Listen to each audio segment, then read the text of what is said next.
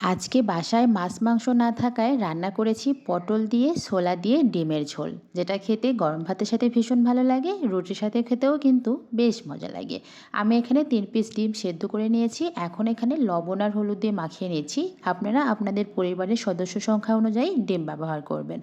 এখন ডিম লবণ আর হলুদ দিয়ে মাখিয়ে চলে যাচ্ছি চুলায়। চুলায় একটা কড়াই বসিয়ে দিয়েছি।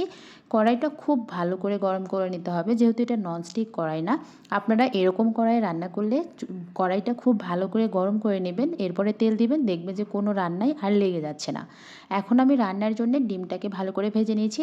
একদম কড়া করে ভাজবো না, যেহেতু আমি পরবর্তীতে রান্না করবো এই ডিমগুলো, তাই হালকা একটু কালারটা চেঞ্জ হয়ে আসলেই ডিমগুলো উঠিয়ে নিচ্ছি। এরপরে আমি কেটে পরিষ্কার করে রাখা পটলগুলো দিয়ে দিচ্ছি। দেখে বুঝতেই পেরেছেন পটলগুলো আমি কিভাবে কেটে নিয়েছি। ছোলা দিয়ে পটল রান্না করার জন্য এইভাবেই কিন্তু পটলগুলো কেটে নিতে হয়, তাহলে দেখতে ভালো লাগে। আমি মোটামুটি ভালো করে ভেজে নিয়ে এই 2 থেকে 3 মিনিট আগে লবণ আর হলুদ দিয়ে দিচ্ছি। এতে করে কিন্তু পটলের কালারটা সুন্দর থাকে। প্রথমে দিলে কিন্তু পটল একটু কালো কালো হয়ে যায়, এতে করে তরকারিটা দেখতে ভালো লাগে না। পটলটা এই 50 থেকে 60% মতো সেদ্ধ হয়ে গেছে ভাজতে ভাজতে। সেই সময় আমি পটলগুলো উঠিয়ে নিয়েছি এবং ওই কড়াইয়ের মধ্যে আমি এখন দিয়ে দিব আরও কিছু পরিমাণ সয়াবিন তেল। আজকের এই রান্নাটা কিন্তু খুবই সহজ, কিন্তু খেতে কিন্তু ভীষণ মজা লাগে। তো আমি এখানে পরিমাণ মতো তেলটা দিয়ে দিচ্ছি। এরপরে ব্যবহার করছি পেঁয়াজ কুচি। আমি 2টা বড় সাইজের পেঁয়াজ কুচি ব্যবহার করছি। পেঁয়াজটাকে হালকা কিছুক্ষণ ভেজে নিয়ে দিয়ে দিচ্ছি এখানে 2টা দারচিনি আর 2টা সাদা এলাচ। দিয়ে দিচ্ছি 1/2 চামচের মতো গোটা জিরে। আমি কিন্তু আর কোনো প্রকার গরম মশলা ব্যবহার করব না। অল্প একটু পানি দিয়ে দিলাম, মশলাগুলো যেন পুড়ে না যায় এই জন্য। দিয়ে দিচ্ছি স্বাদ মতো লবণ, 1/2 চামচের একটু বেশি হলুদ গুঁড়া আর দিয়ে দিব 1 চামচ মরিচ গুঁড়া। এখন ব্যবহার করছি ধনিয়া বাটা, জিরা বাটা 1/2 চামচ করে আর রসুন বাটা আর আদা বাটা 1 চামচ করে।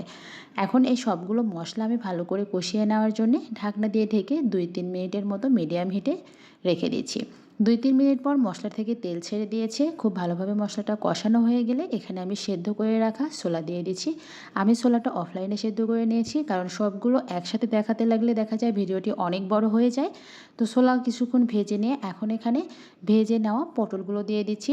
যেহেতু ছোলাও সেদ্ধ করা আর পটলটাও মোটামুটি ভেজে নিতে নিতে সেদ্ধ হয়ে গিয়েছে, তাই বেশিক্ষণ কিন্তু কষানোর দরকার নেই। এই মিনিট 4-5 মিনিটের মতো ভেজে নিলেই কিন্তু বা কষিয়ে নিলেই হয়ে যাবে। এরপরে আমি ঝোলের জন্য পানি ব্যবহার করছি। পানিটা একটু বেশি পরিমাণে ব্যবহার করেছি, কারণ ছোলাটা কিন্তু বেশ পরিমাণে পানি টেনে নেয়।